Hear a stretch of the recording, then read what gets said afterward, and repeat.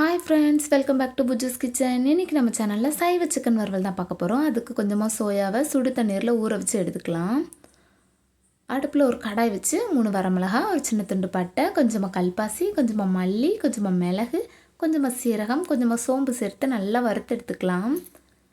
இப்போ நம்ம வறுத்ததை நல்லா ஆற வச்சுட்டு ஒரு குட்டி மிக்ஸி ஜாருக்கு மாற்றி நல்லா அரைச்சி எடுத்துக்கலாம்.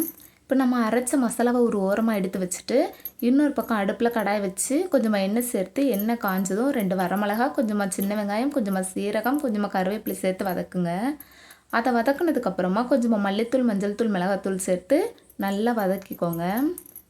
மசாலாவோட பச்சை வாசனை போகிற வரைக்கும் வதக்கிட்டு நம்ம எடுத்து வச்சுருக்க சோயாவை இதில் சேர்த்துக்கலாம்.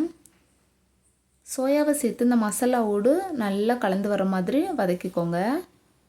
இப்போது தேவையான அளவுக்கு கொஞ்சமாக உப்பு சேர்த்துக்கோங்க. உப்பு சேர்த்து நல்லா கலந்து விடுங்க.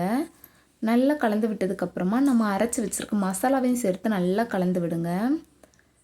மசாலாவும் சோயாவும் ஒன்றோடு ஒன்று கலந்து வர மாதிரி கலந்து விட்டதுக்கப்புறமா கொஞ்சமாக தண்ணி சேர்த்து கலந்து விடுங்க. தண்ணி சேர்த்து கலந்து விடும்போது அடுப்பு லோ ஃப்ளேம்லேயே வச்சு நல்லா கலந்து விடுங்க.